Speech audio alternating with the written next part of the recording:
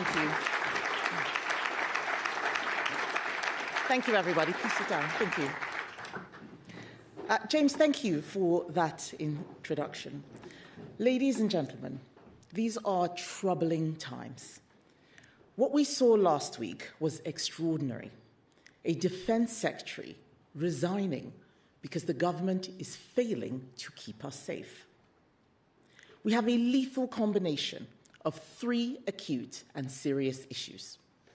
Firstly, 10 days ago, the Prime Minister issued a chilling warning based on government intelligence assessment that there could be an attack by Russia on NATO as soon as 2030. Secondly, 5 days ago, the Defence Secretary and his junior minister resigned, criticising the Prime Minister for failing to protect our national security and for not providing the funding that our military needs to keep us all safe. And thirdly, today a crisis of political leadership with Keir Starmer in office but not in power, leading a paralysed government awaiting the result of a by-election and the inevitable leadership challenge. Any one of these three issues would be cause for concern. Taken together, they are a major threat to our national security. We are facing this lethal combination of threats without a plan for our military. The Defence Investment Plan is late. Britain's military has been in limbo for 2 years. The Defence Investment Plan was promised in the autumn of last year. Then it was promised in the spring. It was promised last week. It was promised this week. It's still not here. Back in April, at the London Defence Conference, I explained why Britain needed to rearm, and I said that the failure to publish this plan was a national scandal. The Conservatives have been pressing the government again and again for action, with parliamentary questions, multiple votes, letters to ministers, all led by my Shadow Defence Secretary James Cartledge and his deputy Mark Francois. This plan is supposed to be the blueprint for how the government is going to buy the equipment, weapons and munitions we need. Without it, we cannot rearm Britain. Without it, our military cannot plan effectively. Without it, we are not safe. On Wednesday, at Prime Minister's questions, I asked 6 times about the Defence Investment Plan. The Prime Minister tried to brush it off, saying everything was fine. The next day, his Defence Secretary resigned. Things are not fine. They're not fine. No British Defence Secretary has ever resigned in this way. No Defence Secretary has ever had to write a letter telling the Prime Minister that he has been unable and the Treasury has been unwilling to commit the resources that the nation needs to defend the country at this time of rising threats. No Defence Secretary has ever accused the Prime Minister of leaving Britain naked in the face of a threat of a Russian invasion of NATO territory. John Healey acted honourably. He did. He knows that an attack on any NATO country would mean a war between Russia and the West, a war that our own intelligence assessment says could come in just 4 years. Under Article 5, we would rightly be obliged to enter the conflict to defend the member state that was under attack. If Russia invades NATO, we would be at war with Russia. We have troops on the front line already, in Estonia as part of NATO's forward land forces. And yet the former Defence Secretary warned last week that Keir Starmer's plans will reduce the readiness of our forces and increase the risk to personnel on operations. This is exactly what Conservatives have been saying repeatedly for over a year. And John Healey is not the only one. The Armed Forces Minister, Al Carnes, also gave his own stark warnings. He criticised the government's Northern Ireland Legacy Bill, warning that that bill remains unfit for purpose and it risks failing the very veterans that it claims to protect. He warned that the Defence Investment Plan was both inadequately funded and not transformative enough. And yet, rather than heeding these warnings and changing course, the Prime Minister seems to be burying his head in the sand. This morning, we learned that the Prime Minister is refusing to offer any additional money to fund the Defence Investment Plan. So he is proposing to proceed with the exact funding package that half of his defence team has just resigned over. We read on Saturday that the Chancellor is so angry about the prospect of having to cut other departmental budgets to fund defence that she has refused to take part in the process of drawing up the cuts. This is pathetic. And in the middle of all this, the Energy Secretary is apparently so angered by having to make cuts that he is on resignation watch. He is refusing to meet the Prime Minister, we hear. The Cabinet is not up to the job.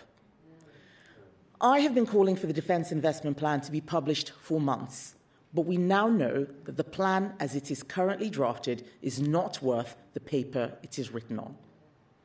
Rushing to publish it without addressing the concerns raised by John Healey and Al Khan's would be irresponsible. There are 3 tests which must be met if the plan is to protect our national security. The first test is the funding test.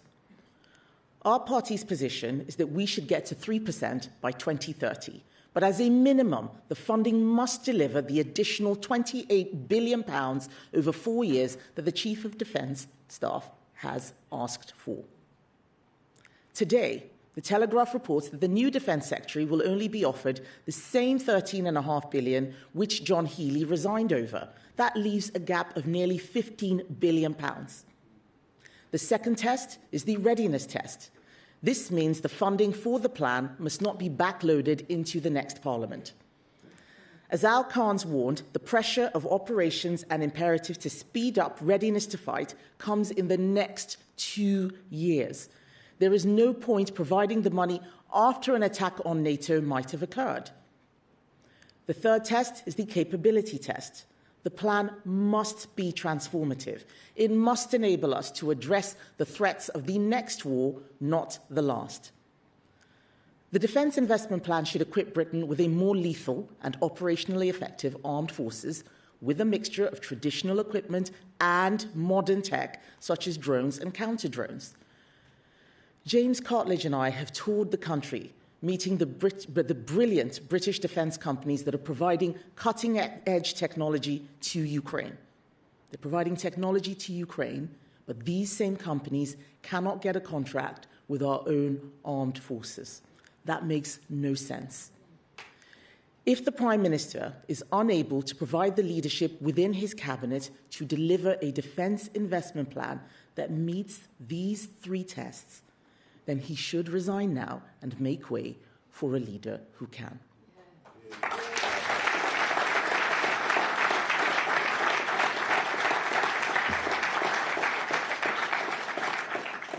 What is the solution? It is the same solution I have put to Keir Starmer week after week since February last year, including last Wednesday. It's the solution that even Tony Blair, the authors of the government's own strategic defence review, Lord Robertson, former chief of defence, former Labour Defence Secretary, former NATO Secretary General, a former chief of defence staff, Lord Stirrup, they're all saying the same thing. The solution is to cut the bloated welfare state to fund defence.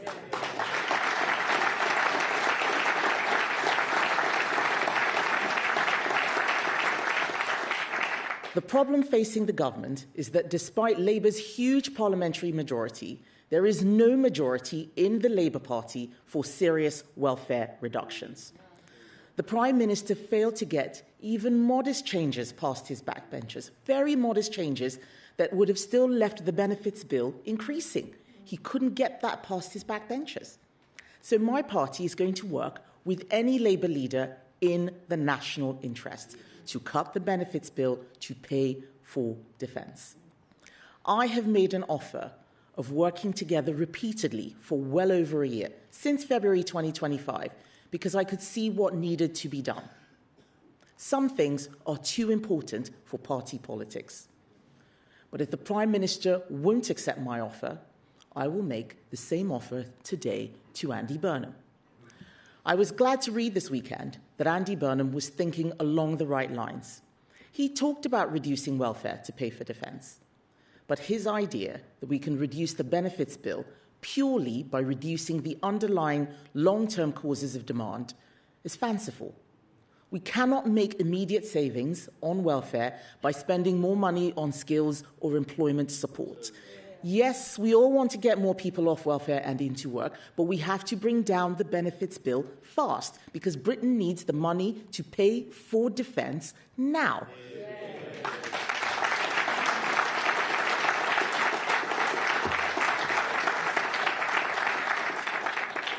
There is no time to waste.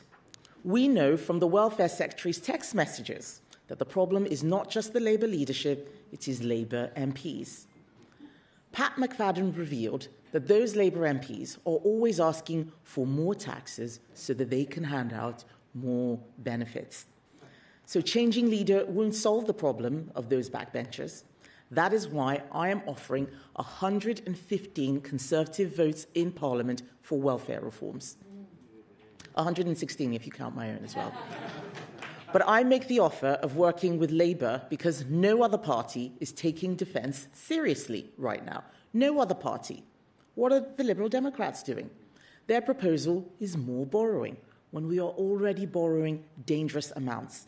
We cannot afford more debt. We are already spending more on the interest of debt than we are spending on defence. The Liberal Democrats are not serious. Reform UK. Blame NATO for the invasion of Ukraine. They are Putin apologists who don't even have a defence spokesman. They are not serious.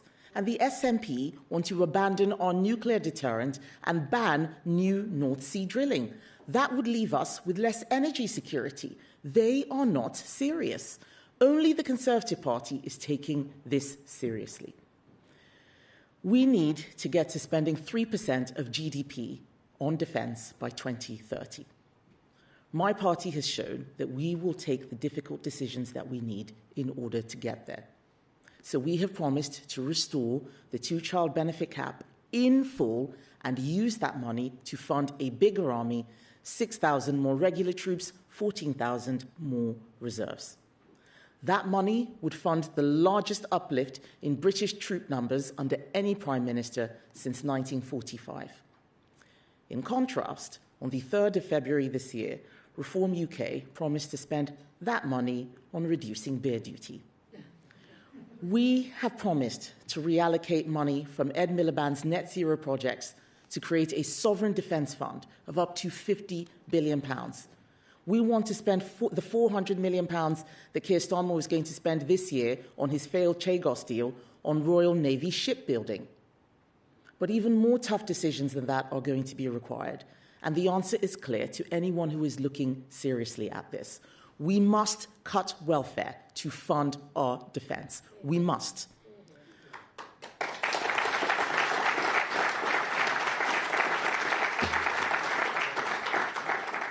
Lord Robertson, who authored Keir Starmer's his government's strategic defence review, said 2 months ago that we cannot defend Britain with an ever-expanding welfare budget. Even Labour know this. They know this. So my party will press ahead with preparing our plans to reform welfare and to reduce the benefits bill. Helen Whately, my Shadow Welfare Secretary, is going to be saying more on that tomorrow. But there is no time to be lost. We cannot wait until the general election and the next Conservative government. That is why I am offering to work together now in the national interest. This is about our national security. Today's world is more dangerous and more threatening than we have known in our lifetimes. Make no mistake, authoritarian states are working day in, day out to destabilize and divide Britain and our allies. Russia's invasion of Ukraine has brought war back to Europe and left Ukraine fighting not just for her own survival, but for the principles of freedom and self-determination on which we all rely. In the Middle East, the Strait of Hormuz has been closed to international shipping for months. And while a peace agreement is of course welcome, we are faced with a United States that is playing by different rules than the ones we are used to. The first duty of government is to keep the country safe. Everything else follows from that.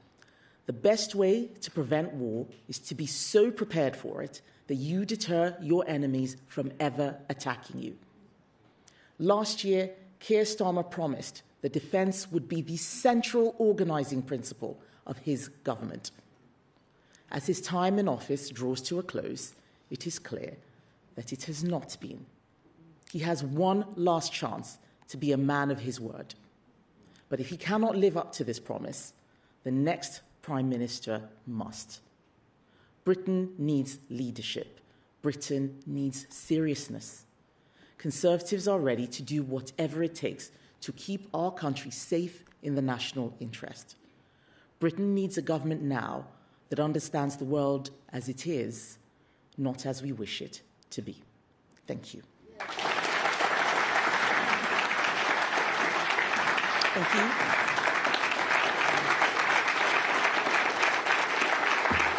Thank you, ladies and gentlemen.